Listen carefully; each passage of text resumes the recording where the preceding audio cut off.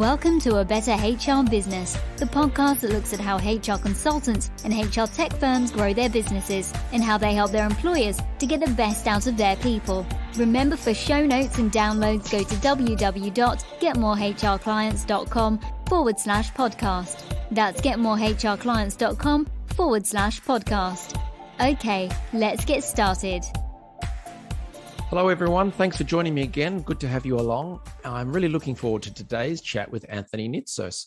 Anthony is the founder of SaaS Gurus, a very cool company which helps SaaS CEOs and founders by giving them advanced finance and stakeholder ecosystems to get the numbers easily and enable rapid growth, helping them save cash. Anthony brings a unique mix of medical school training, Six Sigma, black belt process expertise, and the financial skills of a CFO with not one, but two unicorn exits and numerous other startups to his credit to provide the world's most sought after resource for B2B SaaS company financial strategy and operations. Now, Anthony, that's a mouthful, but thank you very much for joining me today. Great to have you along.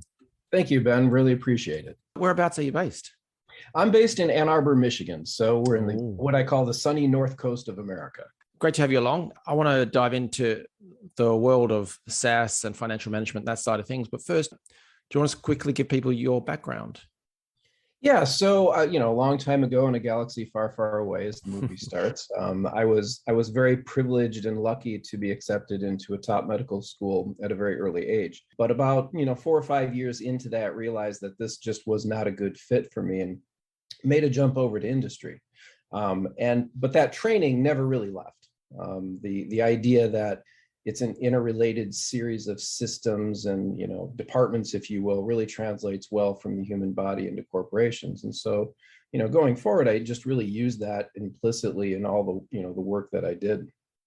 Along the way, I did a couple of large scale ups in terms of companies. So using that same training and technique to go after root causes and fix things in advance, kind of preventive medicine, if you will, for building all these finance and stakeholder ecosystems. So I've had the privilege of taking two companies of what I call the logarithmic growth, which is where you add a zero to everything. Nice. One company went from 5 to 50 million in 3 years, and the other one went from about 15 to 150 million also in 3 years. And so learning from those experiences on how to really scale a company rapidly, and there were a lot of mistakes made along the way, and a lot of things done right. And so that really kind of informed how I went forward into the whole SaaS Gurus thing, which is there's a vast reservoir of what are called fractional CFOs out there in the world, delivering what they claim to be, finance to, startups and SaaS companies. But mostly what they do is accounting. They dress it up as finance, but mostly what they're doing is accounting. They're closing the books, they're doing financial reports, they're producing numbers. So what we do is we say, that's the boring work. What we'd rather do is work on, pricing strategy, an investment round structure, what your pre-money valuation looks like, how to put an equity plan together. Does this contract actually fit? What are the risks associated with it? And so we really focus on automating the back office, the accounting function, so that our CFOs can focus just on the strategy as much as possible. And we leave the number crunching to, basically be as automated or as easy to produce as possible. I love it. And from the HR world, HR side of things, I always had the perspective or the viewpoint that it's important to get the basics right, the foundational HR operational stuff automated or systematized as best possible, and then focus on the higher value add stuff. So it sounds similar, but from a different field, from getting the financial accounting side of things and the management accounting side of things automated as much as possible, and then moving into, as you say, the pricing and the strategy side of things. So I'm really curious to learn a bit about what SaaS Gurus does, and particularly around what you provide in the sense that it's a finance and stakeholder ecosystem. So can you explain to listeners what is a finance and stakeholder ecosystem and what makes a good one? So if you think about the term stakeholder, and we've all come across this, at some point in our careers, and maybe use it frequently, but the way I look upon the stakeholders is everybody who has an interest in the company, right? So this is obviously employees, it could be investors, it could be customers, it could be the vendors. So really anybody that intersects with the company in some manner. and financially, I mean, but rarely is there anything that goes on in a company that doesn't have some sort of financial impact. Yeah. The way so you take all these pieces, right? So you've got finance, you've got accounting, you've got legal, you got HR, you've got insurance, you have, the investor records, you have all this other stuff. And usually the way these things kind of grow within companies is happenstance. Founder starts a company, they need an accounting system, right? So somebody goes out and gets QuickBooks, and then say, you know what, we need to track our leads. So somebody goes out and gets a CRM, whether it's HubSpot or something, and say, hey, we need to do some financial reporting or some budgeting. I mean, so somebody grabs a spreadsheet somewhere. And what you end up with over time isn't really so much a system as what I call a tech pile, which is a bunch of disparate systems, none of which really talk to each other very well. Or when they do try to get hooked up to talk to each other, it's like, well, we named simple things like we named our customers this way in the accounting system, and we named our customers this way in our CRM. And so the two can't talk to each other. So the way I look at it is all of these systems should talk to and integrate with each other in ways where there's single source of truth, say for customer information. There's single source of truth for accounting metrics. There's single source of truth for everything. And goes back to the principle that you put the data in once. The person who puts the data in once is the one who is best positioned to make sure its quality is high. So you give them all the tools they need to do that. Once the system is the data is entered once, it's then replicated throughout whatever other systems needed. A good example is, what's called CPQ, which is, configure, price, quote. And there are tools out there that do that. Well, if you just go out and get a quoting mechanism and you don't integrate it with your CRM, which is say Salesforce or HubSpot, then you're having to replicate that same data in two systems. And if your CRM doesn't integrate with your accounting, then you're going to have to then take that customer information, and when it's time to generate an invoice, you got to plug it into accounting. Every one of those little steps over time adds up to a huge amount of waste, and also opportunities for data to become, disconnected, wrong, conflicting. So what you end up with is this tech pile, all of these different numbers. Well, Salesforce says our sales numbers were this. Yeah, but accounting says they're this. Yeah, but customer renewals say it's this. And so you end up with this mishmash. What we like to do is, and how we do it is, first thing we have to go in is kind of assess the patient, if you will. How bad is the mess? Where are all the pieces? How are they put together now or not? Do they talk to each other or not? And then from that analysis, we call it the diagnostic. We then come up with a plan of action. Says, okay, here's what you need to fix first. This will then feed fixing here. This will then feed fixing there. And so we start at that root cause, which is the center point. And then we move out from there, fixing all the systems in sequence, getting them to integrate and talk to each other. And lo and behold, at the end of the day, after a few weeks or a couple of months, suddenly executive management's getting everything they need. They're not having arguments over who's got the right numbers. And it goes beyond that. So HR, as you talked about, automating HR. I love automating HR because HR feeds payroll, and payroll feeds finance, and payroll also feeds benefits and benefits administration. And so if you've got to do your benefits administration manually, somebody's got to plug that data into a system somewhere. Well, maybe more than once or twice. Well, accounting needs that information, or finance needs that information for budgeting.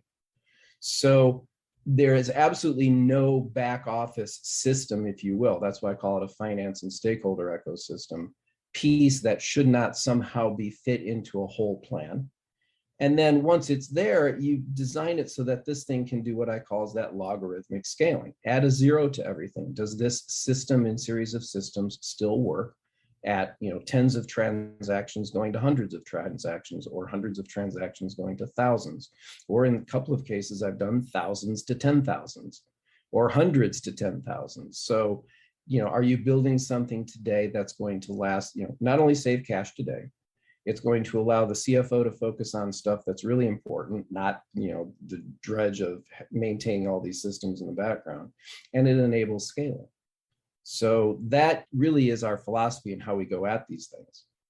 Absolutely. And getting that seamless connection is just so important. I know a previous guest on this show here, Louis from Score, it's an HR learning system, but it takes data from sales figures, which is obviously connected to the financial figures, to the staffing system, so that depending on yesterday's sales in a store, it will then feed through to the training system, which says, oh, we need to train our staff on selling a certain product line better because we're not selling enough. And our model shows that it should have sold X, but we were X minus something. So having all of that data connected is so powerful. On your diagnostic, it's a wheel, if I recall, looking back. On the diagnostic side of things, what would you see as being the core elements in the marketing aspects of that? So if a SaaS founder came to you and was sort of seeking advice on the model, on the finance and stakeholder ecosystem, where does marketing fit into that, and what kind of elements would you look at? So marketing fits in because ultimately marketing is the beginning of the customer journey.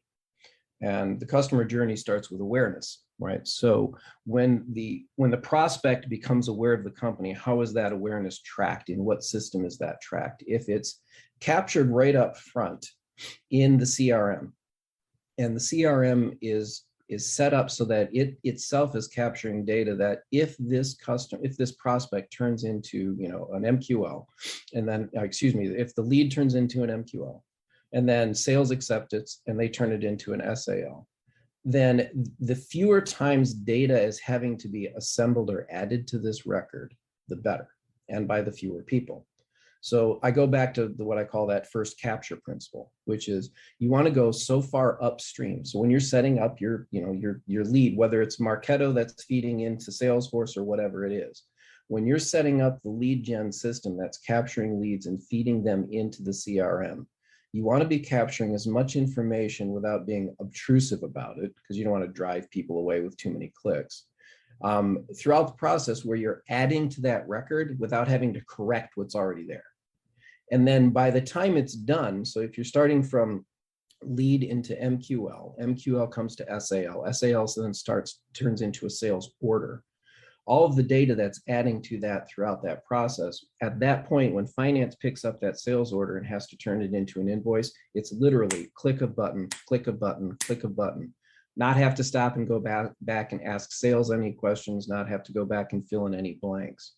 So if you think ahead, this is where it works against companies. They get their lead mechanism, they get their platforms and they bring them in. They're not thinking in terms of a strategic plan of how are we going to meld all this together so that going forward, it doesn't get in the way of our growth. And also doesn't break at the worst possible moment, which is usually when you're doing due diligence on an investment or you're looking to get acquired. All of a sudden, look. Yeah, the systems are now being, tested at their fullest capacity, and oh crap, this doesn't add up, or these two numbers are supposed to agree and they don't. So absolutely, marketing has, the marketing systems in particular and the types of data they're capturing up front are critical. The other thing too is that we need to know what conversion ratios look like. When you're going from, how many leads does it take to result in how many MQLs? How many of those MQLs then result in closings?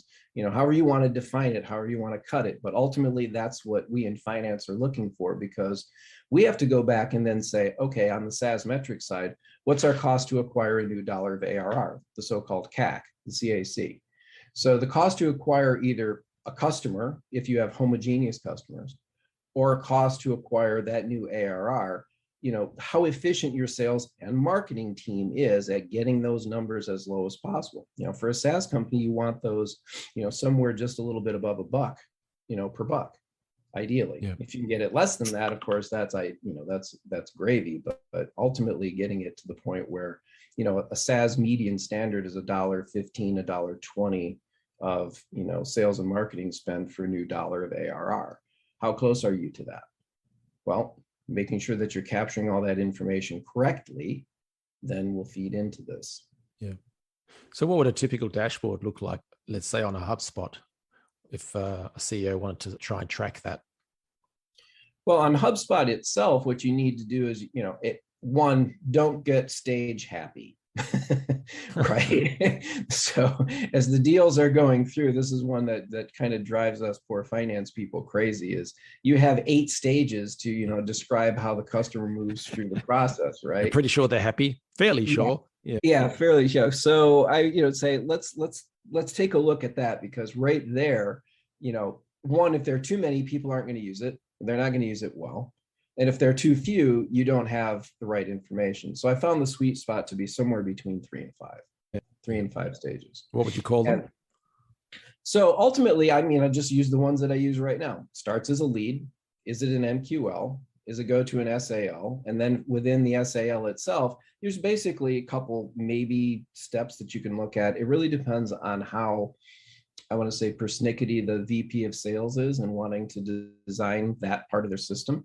You know, a lot of some VPs of sales are very data driven, and so they want to see all the, you know, the accepted leads broken down to, you know, have they been contacted? Are they being quoted? You know, as a, you know, where, you know, there are different stages on that. Yeah. Ultimately, for me, the end is it closed won, right?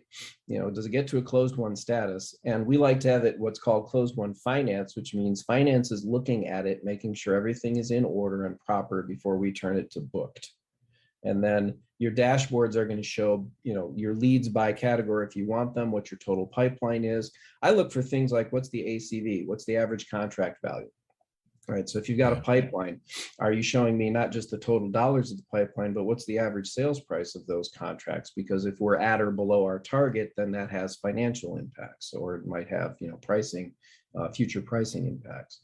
So you know, how many leads in what particular major stage are there? What's the average contract value?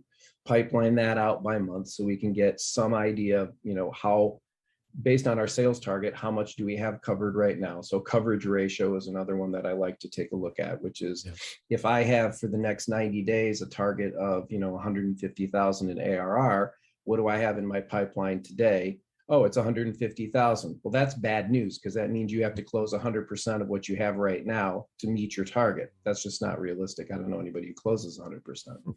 So this is all the thought process that should go into how you're putting these systems together. Yeah, no, I'd agree. And typically when we set up dashboard reports for the marketing one, it's as pretty much as you described, the lead MQL, I call it SQL, the closed deals, and then separate reports around the sales stuff so that you can track the activity as in contacts and the progress. Flipping then to some of the issues you see in dealing. So I guess beyond marketing, but I'm always happy to talk about marketing. But what are the most common problems you see when SaaS companies try to scale up, and how should they try to handle these challenges? So if you think about that whole hockey stick, right? Everybody talks about how do you go from a sales growth that's kind of, you know, somewhat linear, you know, to one that's, you know, skyrocketing. And there's a phase change there, right? And how do you scale? So there are a couple of things that feed into that. Number one, have you really broken down the DNA of your go-to-market strategy so that you can clearly say, we now know how to do this. We know how to generate leads. We know how to get to the MQLs. We know how to get to the SQLs, to use your term. It's just a matter now of we need to add more money in terms of people and resources to the top of this system, and out the bottom cranks more sales. So where I see most of the tech companies that I work with struggle is in getting to the point where they really have that decoded to the right level where they can say, all right, we're now ready to take that round. Because in my mind, your A round usually is the round where you're like really pushing on the commercialization, right? So your seed rounds are to get your product to its MVP, get enough customers to show traction, show enough growth to show excitement to the investors, so that when you get to the A round, it's really, okay, I'm going to take this 5, 10, 15 million, you know, A rounds are getting bigger and bigger every year, it seems. And I'm going to use this to really crank my rev. I call it the rev growth, right? That revenue growth. And whatever we need to do on dev, on the development side, on the product side, to support that revenue growth and to make sure that we keep our customers on the back end. So I love talking about it in terms of it's a whole journey, right? From the point where they become aware of you to the point where you renew them. That's the package that finance needs to be looking at and working with everybody to say, okay, are we properly measuring how to go from this, you know, this stack, if you will, from this journey, I call it the customer journey, to get there. And so I'm not sure if I wandered too far off topic, but. No, I love it. Yeah, I'm just sort of thinking back to some of the reporting process when you go through funding rounds, and each channel performs differently, doesn't it? So at the start of a tech company's life, on the marketing side, the SEO doesn't produce much, but over time, as you produce content, get traffic and traction, you know, SEO should overtake and reduce some of that CAC that you talked about. But kicking off, you've got to do the hustle, the Google ad channels, and then track every channel differently, and then report back. Because the idea being, as you say, you should then be able to look at your conversion rates, and for each channel, see how much $1 can produce, which obviously then prepares you to take on more funding because you can explain how you're going to use it, which also will require dev work. So it's a huge role for the fractional CFO, if you like, someone like SaaS Gurus to get involved. So what are some of the most important SaaS metrics to follow? We've talked about some of the marketing stuff, but across the business, what are the most important ones you see? So it depends on the stage of the company. Yeah. Right. I would say that, first and foremost, what your seed stage company is going to have as far as metrics compared to, say, your post A or your post B company is going to have for metrics are different. And they should be. There are certain things that you need to focus on early, which is, more along the lines of market acceptance, sales closing, like I said, decoding that DNA. So you're going to be looking at certainly CAC in the beginning, but I'm looking at other metrics. Cash burn. Okay, let's start with the basics. One, you need to know how much cash runway you have. So you need a very good forecasting system to find that out. If you don't have a good forecasting system for cash, it's like driving your car down the freeway at night in a fog with no headlights. Okay, you could be fine as long as it's a straight freeway, but it's not going to probably last very long if you don't know, when you're going to run out of cash. So you should always have that. That's number one SaaS metrics from the beginning is your burn. Always having that present in mind in front of everybody, as far as I'm concerned. So burn. What I like to joke about is, your SaaS CFO, your SaaS CEO and founder should have two metrics in mind: sales and cash, followed by cash and sales. That's it. The rest of it's frankly details, really. That's kind of funny, maybe coming from the finance guy, but I understand the realism is, one, you can't spend net income. So I don't care what your books say, you can only spend cash. And if you're not growing your top line, who's going to invest in you? Why would they? Right? So you have to, your early stage company, those are going to be your two primary metrics. What's your sales? Whatever traction you need. Is it average contract value? Is it, that whole lead to MQL thing, and how is that looking? So a lot of focus in the beginning, I think, really on the cash management side and the sales side. Now you're starting to grow and scale. So you're going to start looking at more efficiency ratios. One of them that's going to pop up really early is gross margin on the finance side. In the beginning, your gross margins are going to frankly stink. Let's face it. If you've got you're scaling, you only have a few customers, don't pay too much attention to that yet. But now you're starting to move into your A round, and post A round, you need to take a look at your gross margin and make sure you're hitting that magic 80% minimum for a software company. If you're not hitting 80%, you need to understand why. Do I have too much delivery cost? Okay, am I charging too much on implementation and not enough on ARR? So we're looking at the ratio now between services revenue and recurring revenue. You're also moving in your A round, you're going to start looking at retention metrics. What's your NRR or your NDR? So your net recurring revenue or your net dollar retention. And that, I'm not sure if you're familiar with that concept, but in a nutshell, it says, okay, if I started 12 months ago with this customer and this ARR, how many of those customers do I have left? And of the ones that are left, how much have I expanded or upsold them? Yeah. Right, that NRR. So we're now starting to look at NRR, churn rate, gross churn rates, things like that start to come in. And what would you do if you were brought in by a CEO who was having problems? They weren't reaching that 80% gross margin rate. Where would you start? Because it's such a big thing, isn't it? Well, I am going to start with, going back to that medical school training, and I look at it from this point. If your back is bad, your entire life is miserable. Yeah. I don't know if you've ever had lower back pain or anybody. You can't run away from your back, right? Yeah. And in my mind, the spinal column of the organization is the accounting system. So now I'm going to go back to that and say, look, garbage in, garbage out.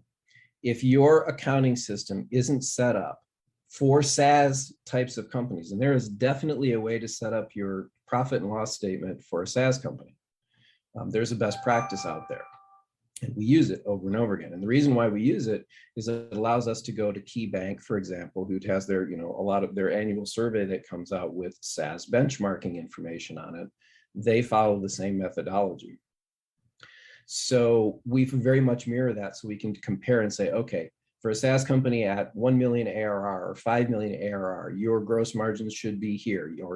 This is the median for here. Here's what your CAC should be looking like. Here's what your R&D spend should look like. So when we come in and take a look at a customer and he says, I don't know what my gross margin is. Well, that's probably because your accounting system isn't capturing it correctly. So let's fix that first, because not only fixing that fixes how you're going to get your gross margin, it's also going to affect your CAC, because now you're going to know for certain what your sales and marketing spend is. The other thing too is one of the things that the investors will not tell you, or the ones that are going to acquire aren't going to tell you outright, is we want to know how much your finance and admin spend is, because that's the part that we're going to cut down and eliminate on an acquisition, because we're going to fold those functions into the acquiring organization. Okay. Yep. Right. So you want to have that broken out. And then for, very simple, straightforward reasons, you need to have your product and development broken out into a research and development bucket for a couple of reasons. One, the accounting world is going to start making companies capitalize software development. Okay, which is going to be a pain in the butt. But you also need to track proper development costs versus product research cost for your R&D tax credit, because that is real money that you can use, to offset payroll taxes and use that cash to extend that cash, metric. So when we come in and take a look at it, we have to start with the accounting system, because if that vertebral column, if that spinal column isn't set correctly, it doesn't matter what we do. Everything else is going to be out of kilter. So fix that first. And then off of that, you need to fix your SaaS metrics. Trying to do, ARR and trying to do NRR and all the stuff that we need for SaaS metrics on a spreadsheet is going to basically, bury you very quickly. So getting a platform in there like SaaS Optics or something like that, to generate that, again, feeds off of that accounting system. So that's why I said we start at the core, and then we start working our way out from that. So we start with accounting, then we go to budgeting, then we go to SaaS metrics, then we go to the CRM, then we go to the CPQ, then we're looking at HRIS. And so we're building that wheel that's on our website, for a reason, because we're building all of the systems to sit on a center that, in this case, is your accounting system. How often is a CEO, when you tell them that you're going to start with the SaaS accounting system, how often would they think, oh no, it's correct, you don't need to worry about that? Or are they surprised? I rarely get that. What I usually get is, so as part of our diagnostic is we take a look at their existing accounting system, and 9 times out of 10, it's set up by a tax CPA. Because when you're starting your company, the first thing you're worried about is getting all your expenses and receipt and payroll and all that tracked so that you can file your taxes. You're not really looking at your accounting system as a source of strategic information. So, lesson number 1, it is, and it should be structured that way from the beginning. So I'll come in and within 10 minutes, I can tell you what's wrong with your accounting system. That's not bragging. It's just because I've seen this so many times. I come in, some tax CPA set up the accounting system. They have payroll in one line. Well, you can't find out gross margin if you don't have payroll broken out into the cost of sales. You can't know what your sales and marketing cost is without breaking your payroll into sales and marketing. I can just do that one right there and say, look, 80 to 85% of your cost as a SaaS company is payroll. Right? That's what the world is. We don't buy machinery anymore. It's all people. So if that people cost isn't broken into the right buckets so that you can you can look at this and say, hey, you know what? We're spending way too much money in this area. Why? What's going on? And getting to, at least using this to illuminate things, then you're not going to go anywhere. So I'll come in, and it's usually pretty easy. They know they're not getting the right information because they're either getting beat up by their board, because they're not being there, or they're trying to get the information to the board and they're trying to do it themselves, or maybe they got, Bob bookkeeper doing it for them, but they don't know SaaS. They don't have the accounting system set up properly, so they don't know how to fix that.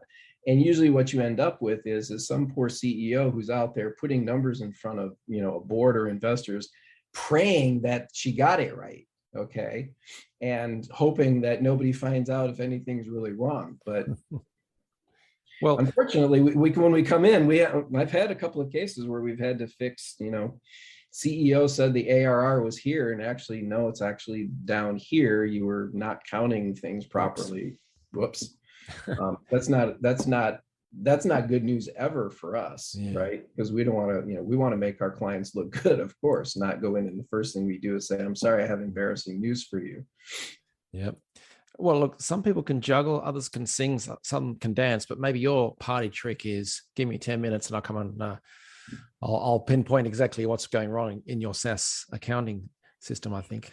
It usually takes a little bit more than 10 minutes because we're looking at everything besides the accounting, everything else. So our diagnostic usually runs an hour to 90 minutes. So I wasn't that far off. Okay. Yeah, we're not talking weeks. It doesn't take long for us to figure it out. There's a lot of stuff to look at so that we can prioritize it.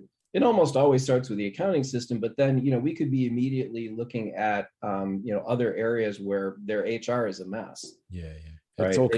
They don't have documents, or I've run into some cases where they say, what employment agreement?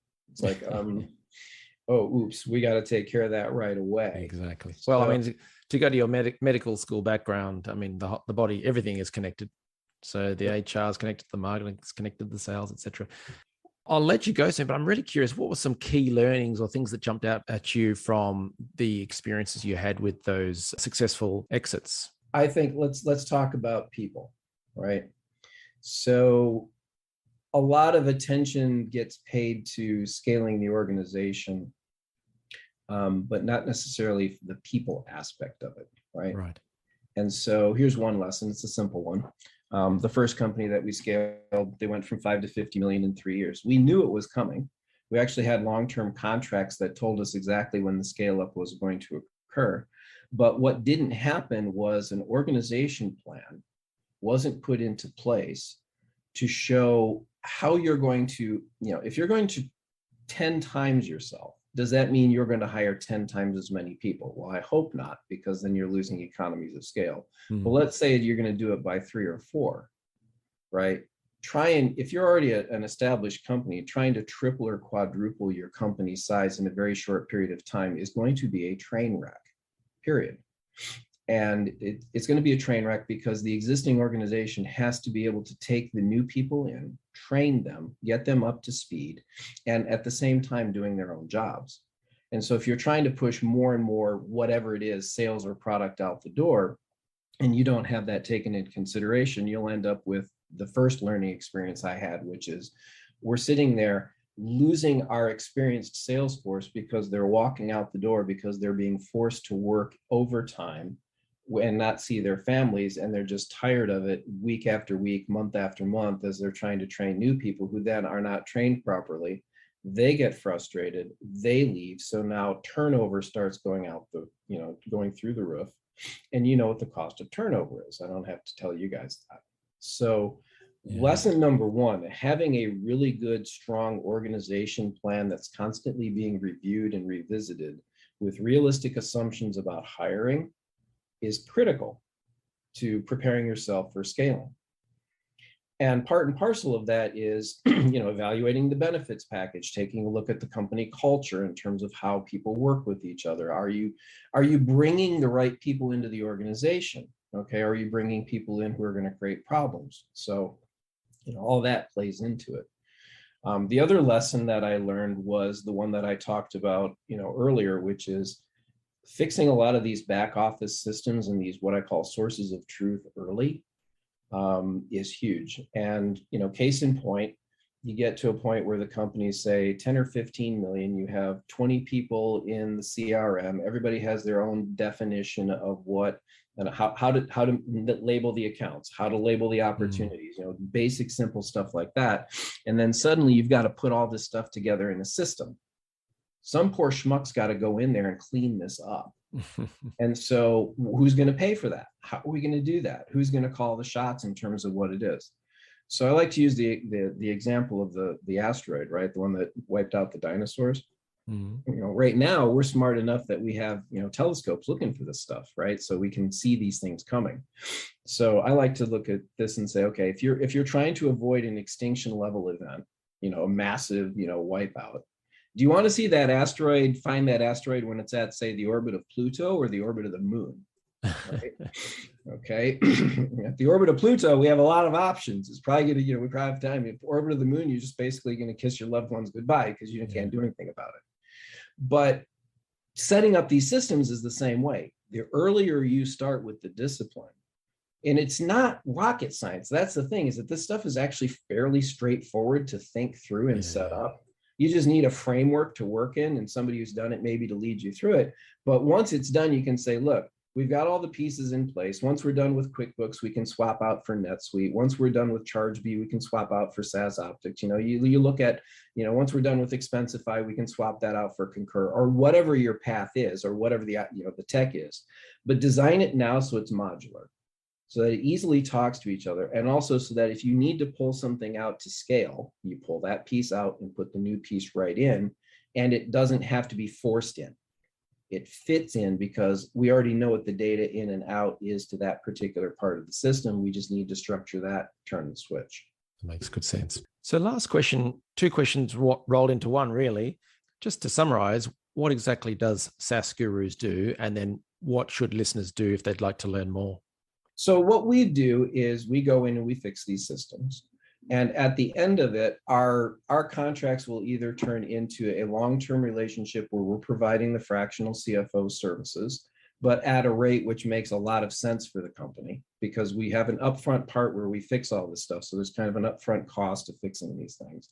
And then afterwards, that saves ultimately, because that fixing that up front, then it allows you to scale and avoid all these additional costs in the back office going forward. And if you already have a CFO, they're going to love it because they're going to have their lives a lot easier, right? They're not going to have to focus on what are basically accounting matters. And if you don't, we could provide that as well. The best way to get a hold of us is go to our webpage, which is SaaS, SaaS-Gurus, Gurus.com. So SaaS-Gurus.com. And there's a contact us there. I'm also on LinkedIn. You can find me, Anthony Nitsos. Just search me on LinkedIn or search SaaS Gurus on LinkedIn and you'll find us. Obviously, those are probably the easiest ways to get a hold of us. And we respond very quickly to if you have a contact us on our webpage, or if you message me even on LinkedIn, I'll get right back to you. I don't like to leave things lie around. Excellent. Sounds good. So if you're listening to this on the go, we'll have the website and Anthony's LinkedIn profile in the show notes. So do check that out. But Anthony shared so much great information today. So I really appreciate it. And thanks for all you're doing to help grow HR tech and HR SaaS businesses around the world. I appreciate it. Thank you. Thanks for joining us today on A Better HR Business, the podcast that explores the world of HR consulting and HR tech businesses. For show notes and downloads, go to www.getmorehrclients.com/podcast. That's getmorehrclients.com/podcast. Remember to subscribe and share the show with any friends who are busy growing a HR business. Thanks, and see you next time.